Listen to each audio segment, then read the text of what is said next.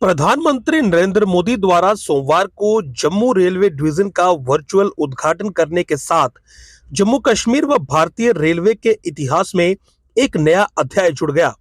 प्रधानमंत्री कार्यालय में राज्य मंत्री डॉक्टर जितेंद्र सिंह जम्मू में इन ऐतिहासिक क्षणों के साक्षी बने और जम्मू रेलवे स्टेशन पर हुए विशेष कार्यक्रम में मौजूद रहे।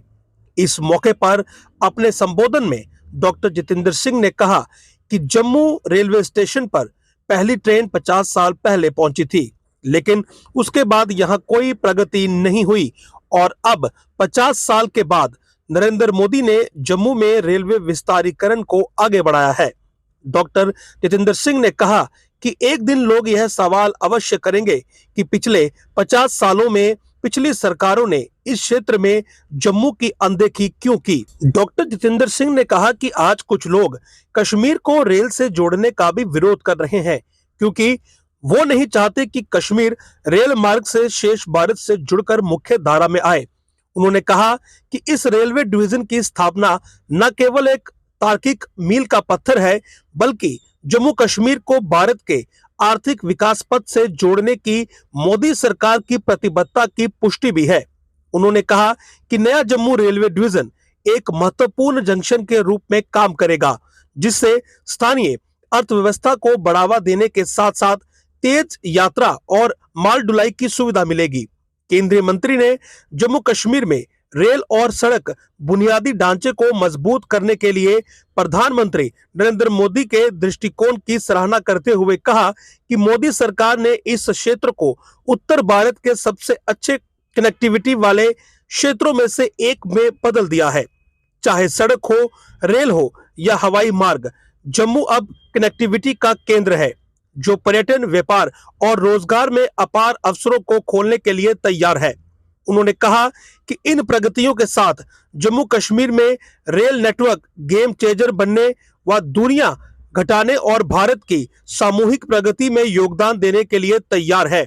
उन्होंने कहा कि जैसे जैसे रेलगाड़ियां इन नव विकसित पटरियों से गुजरना शुरू करेंगी, जम्मू और कश्मीर को समृद्ध बनाने के सपने वास्तविकता में बदलते जाएंगे। सबसे पहले तो धन्यवाद करना है, आभार प्रकट करना है आदरणीय प्रधानमंत्री जी का, नरेंद्र मोदी जी का।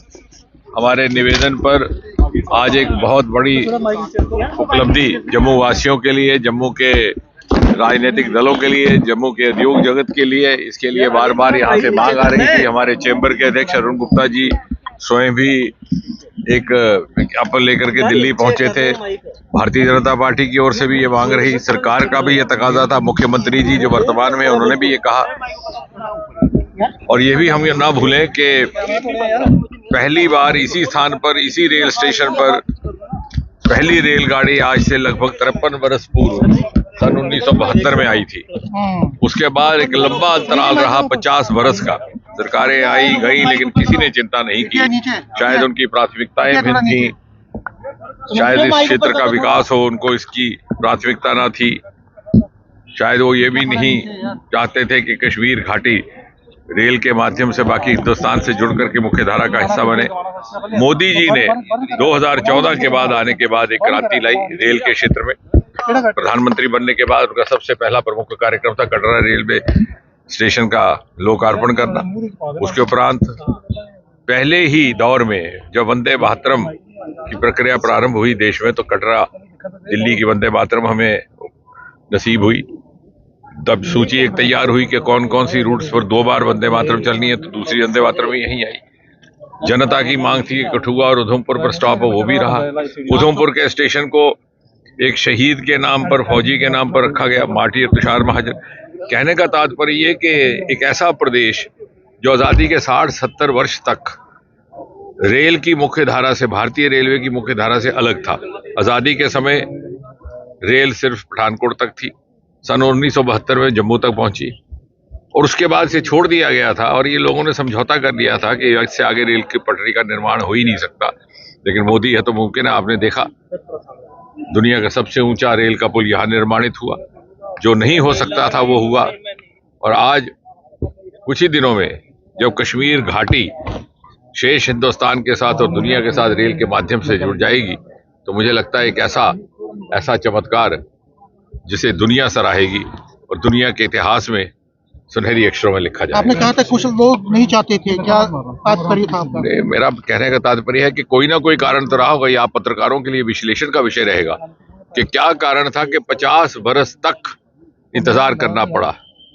शायद विधाता को ये मंजूर था कि मोदी जी का हम इंतजार करें और मोदी जी प्रधानमंत्री बने, लेकिन कुछ भी कहा जाए ये मोदी जी की ही देन है। उनकी प्राथमिकता ना होती तो शायद जम्मू कश्मीर आज भी रेल के इस नेटवर्क से वंचित रहता।